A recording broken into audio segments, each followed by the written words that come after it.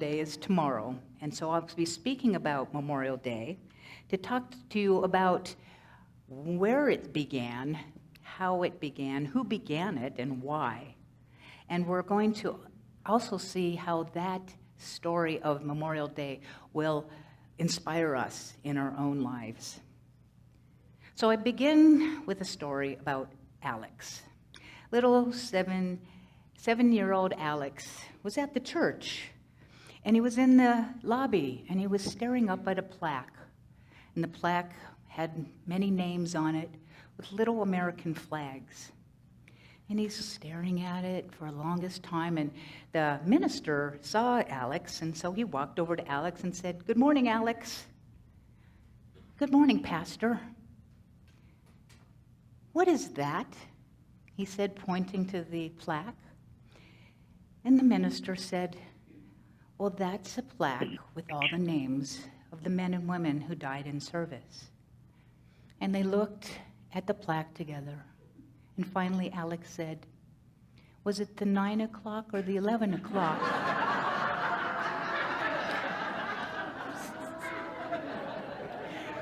Right. Thank God we have one at 10:30. So here we go. We got the energy going. So Memorial Day is a day of remembrance of those that have given their lives and lost their lives in service to our nation. It's a remembrance, but in truth, it's more than a remembrance. Now, oftentimes we think of Memorial Day as picnics and barbecues, outdoor activities, the beginning of the summer. I get to wear my sandals today because it's officially, the beginning. And yet it's so much more when we understand Memorial Day. It's a time not just for remembrance, but also of reflection and deep prayer. So where and when did this begin? Does anyone know? Would you like to know? I hope so, because you're going to get to know anyway. This is written by David Plight in 2011, and he's a history major and looked at research. And he found this story, which was actually obscured and not remembered until he dug in deeper. And it was first called Decoration Day. So at the end of the Civil War, there was many folks that were dead. In fact, they were everywhere. Some were in half-buried coffins, and some were just bones strewn across the fields of Georgia and Virginia. Americans north and south faced enormous logistical challenges of memorializing these folks that had given their life. The dead were visible by their massive absence. Approximately 620,000 soldiers died in the war. American deaths in all the other wars combined through the Korean War conflict totaled 606,000. If the same number of Americans per capita had died in Vietnam as died in the Civil War, there would be 4 million names on the Vietnam Memorial. It's staggering. I can't even, but this is, after a long, prolonged bombardment of the port of Charleston, South Carolina, in spring of 1865, and this war began in 1861, it lay in ruin. And basically, it was abandoned by all the white residents, and among the first troops to come into Charleston were the 21st U.S. Colored Infantry, as they accept the formal surrender of the city.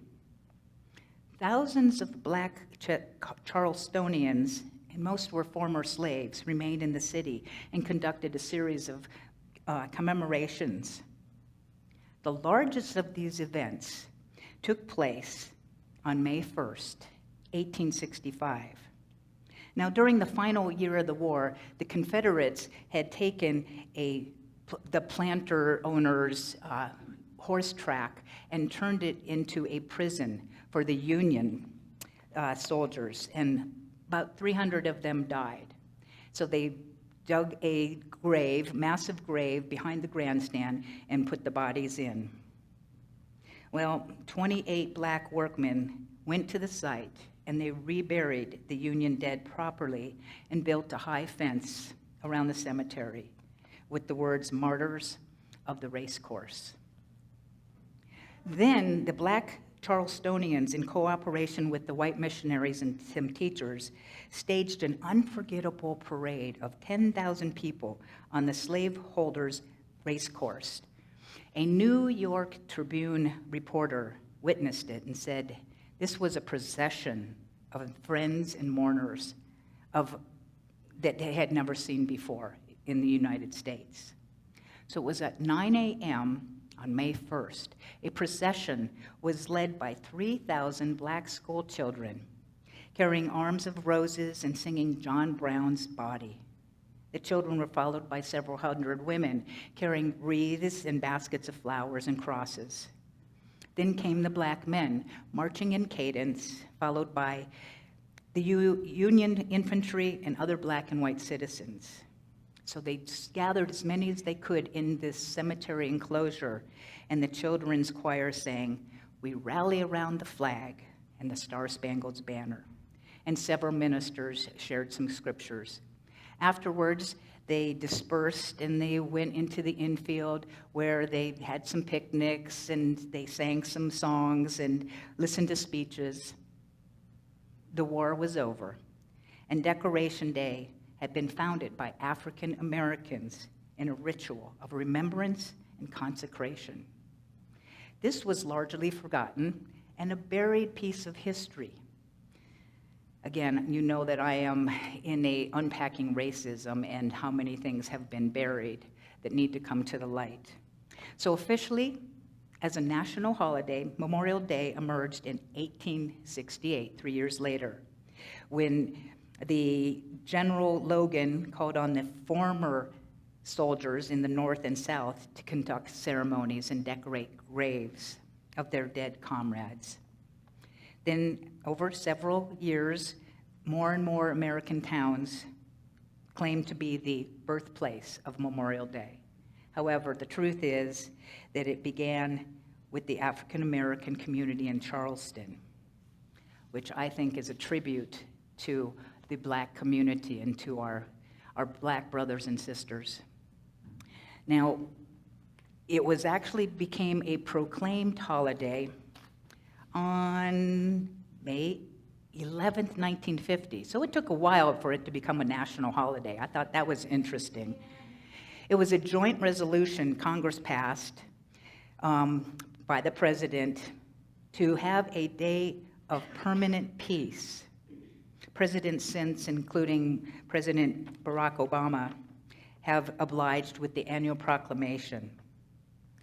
In addition to the day of prayer designation, these presidential proclamations have also prescribed a time period, which is traditionally 11 a.m. at each locality, as a time to unite, Americans to unite in prayer for peace. So I have a prayer for peace that I'm going to share with you, and it's written by Frederick Broussard. So I'm going to invite you to close your eyes. Perhaps put your hand upon your heart.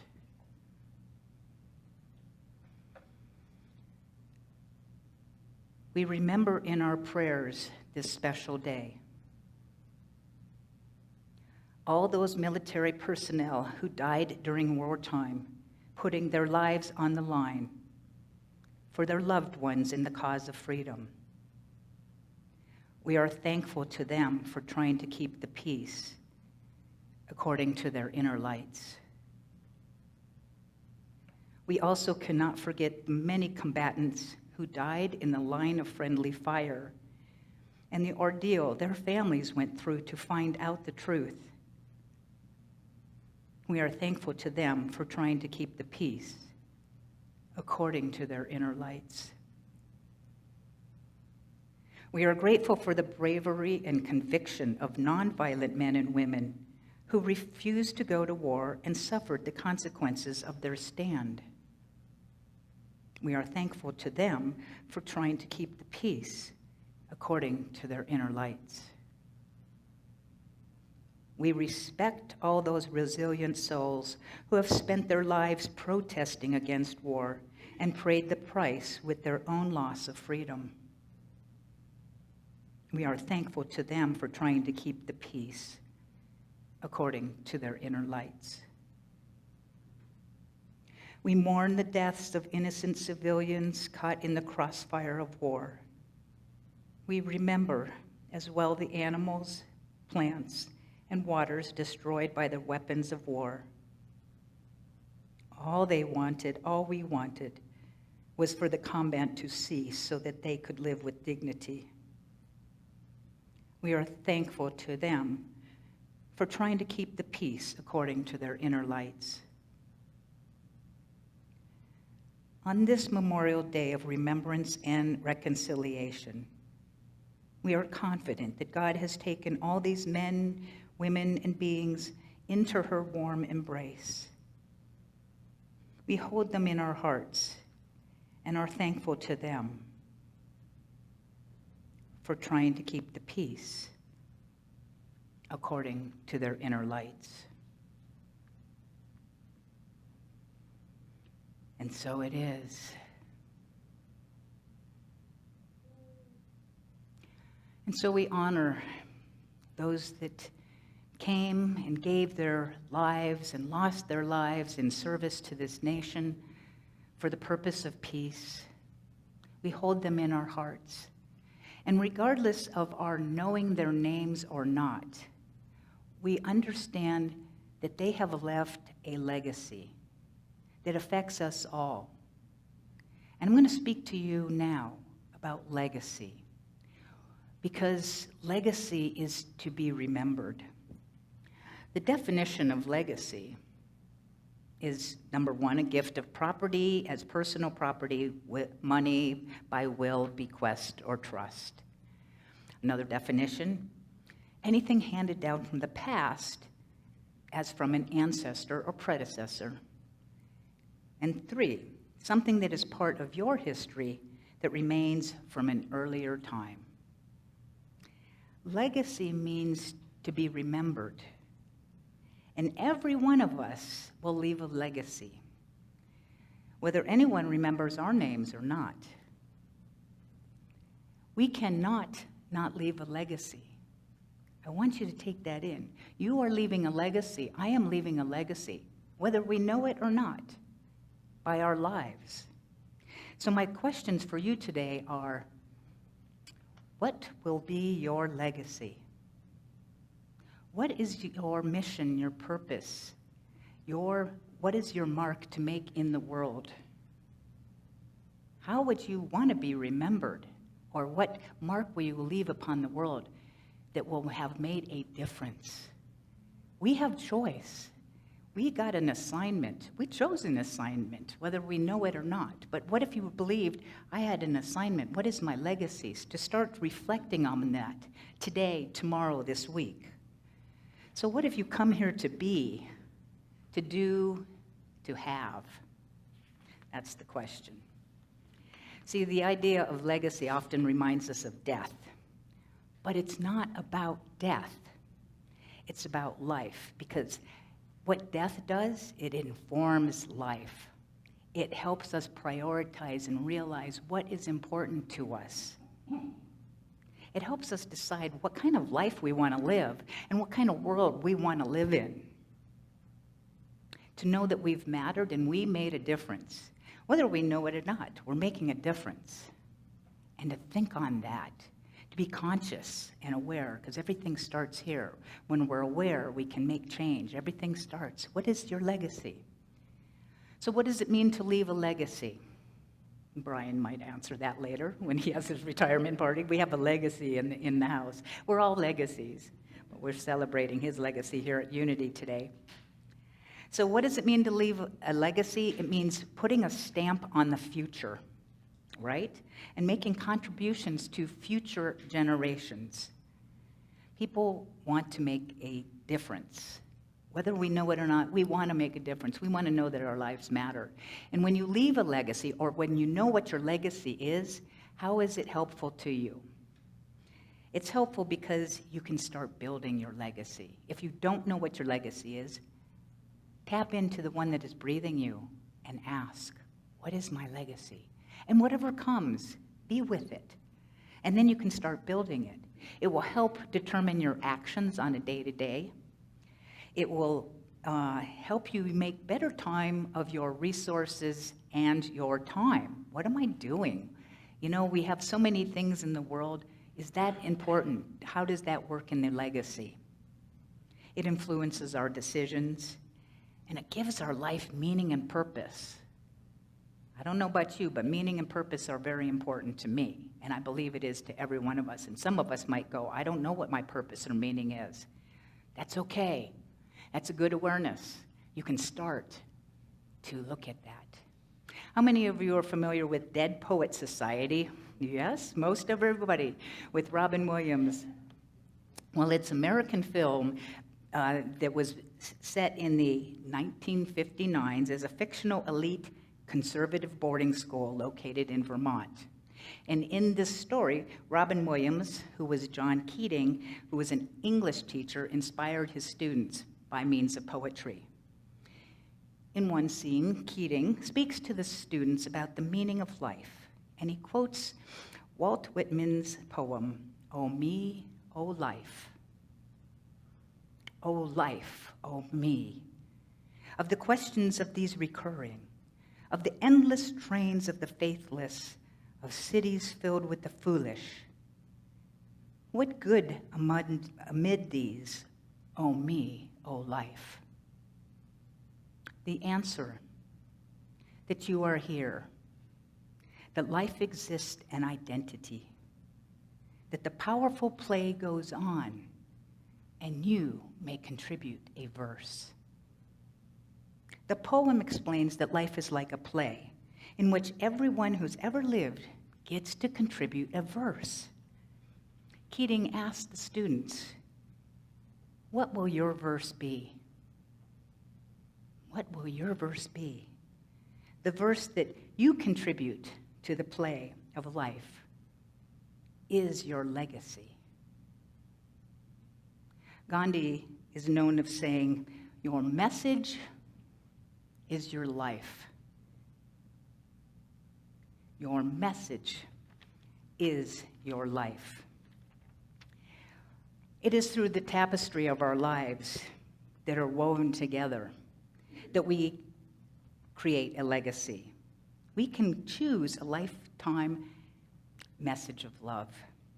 Each of us has a story to share. How we live out that story becomes our message, our legacy. What's your story and how are you sharing it? How will you share it? These are questions to reflect on. Again, Memorial Day can be about picnics, but I'm going to call you into doing something deeper. How do you wish to be remembered? It is neither morbid nor dark to think about what you'd like people to say about you after you've gone.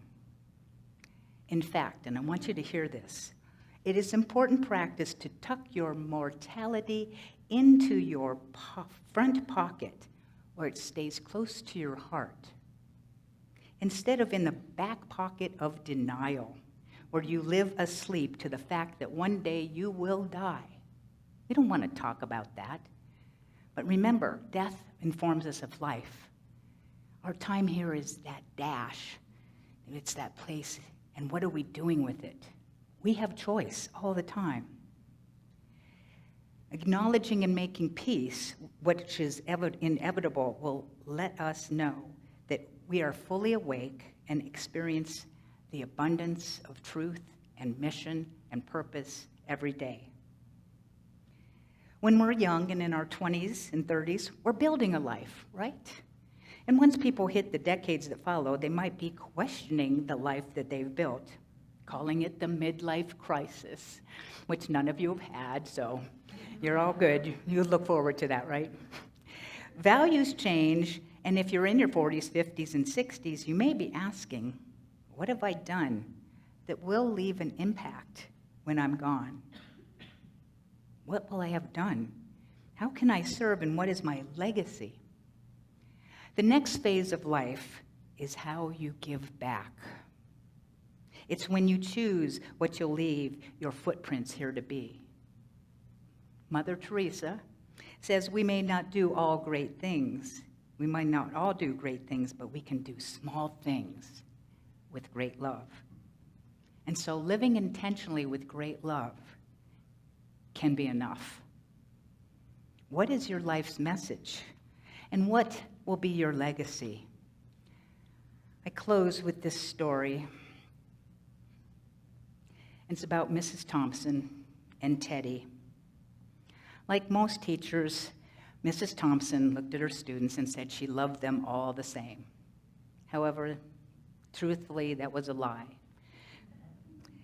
There in the front row was a little boy slumped down, his clothes were messy, and he continually needed a bath.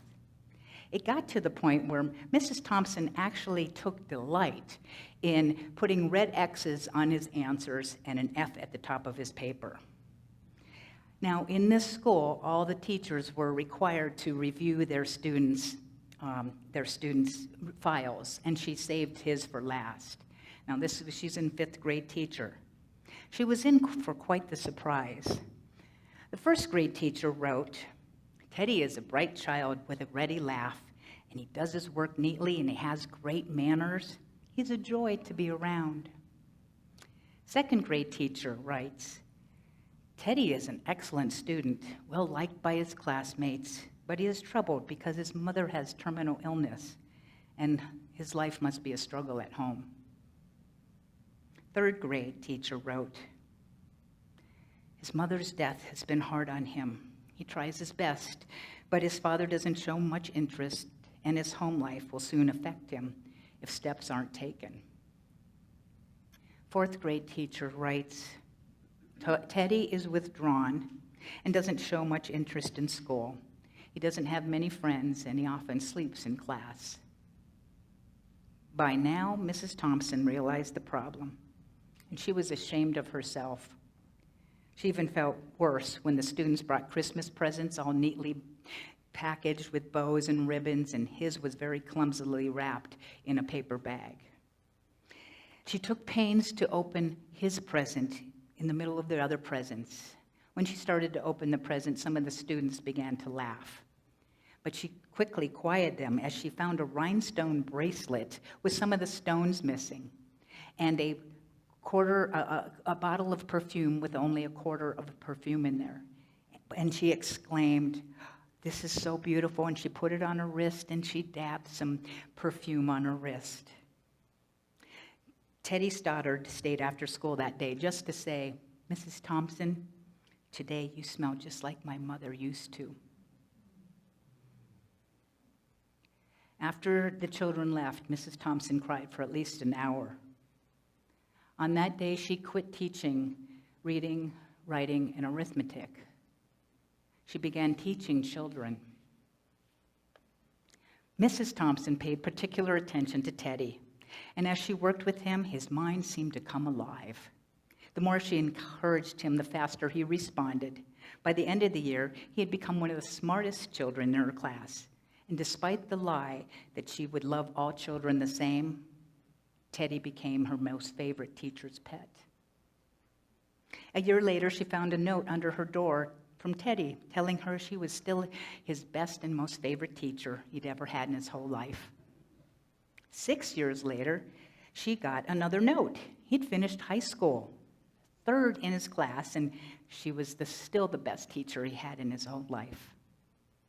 4 years passed. She got another letter saying that things had been tough at times, but he stuck it out and would soon graduate from college with the highest of honors. He assured Mrs. Thompson she was still his favorite and best teacher in his whole life.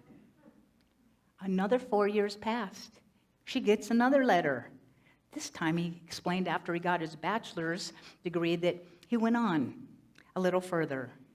She was still his best and favorite teacher. But now his name was a little longer. The letter was signed Theodore F. Stoddard, MD. The story doesn't end there.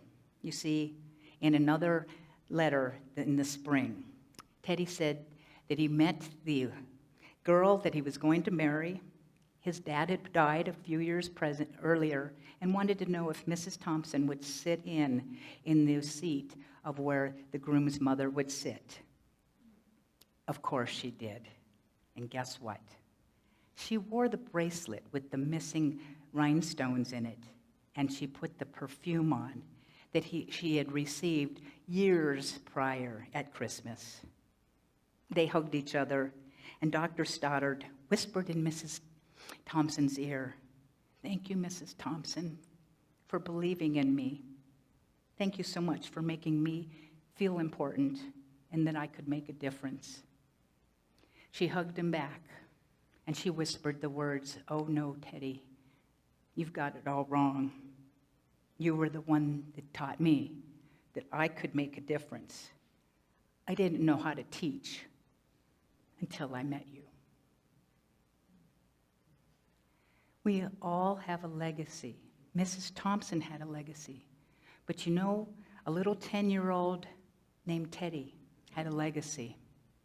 He had a purpose, and he taught her. So don't doubt that you don't have something to give. We are creating a legacy every single day. What is your legacy? What do you want to be remembered for? I know you're going to take this into your hearts, and you're going to reflect and discover what your legacy is. What do you want to be remembered for? And why are you waiting? Namaste.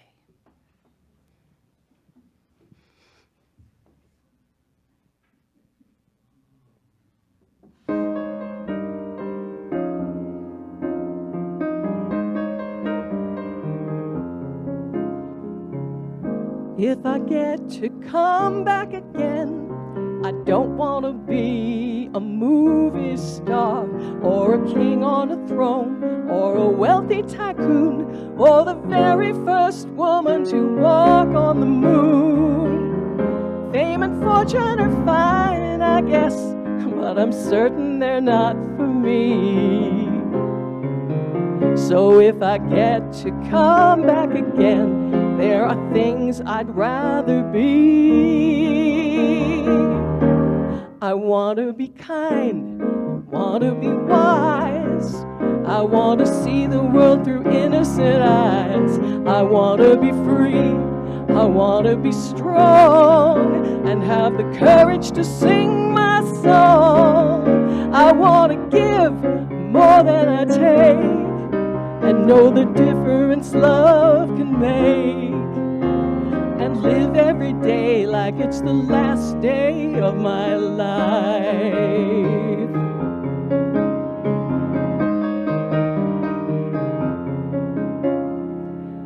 In a world of sorrow and pain, I've lost and I've won, then lost again. But I rise up each day and I make a new start, giving thanks for the music that lives in my heart.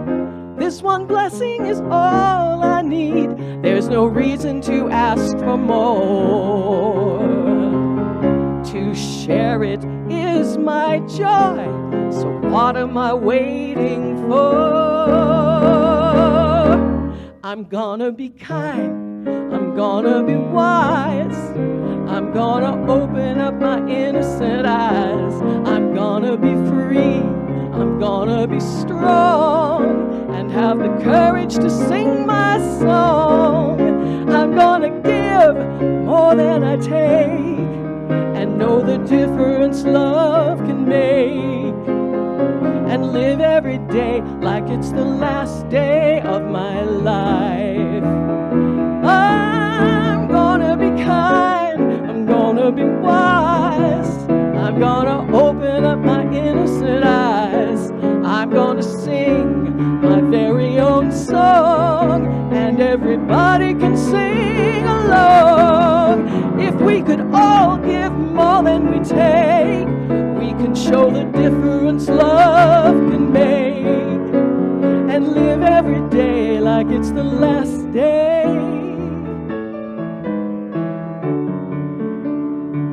What am I waiting for? What are you waiting for? What are we waiting for?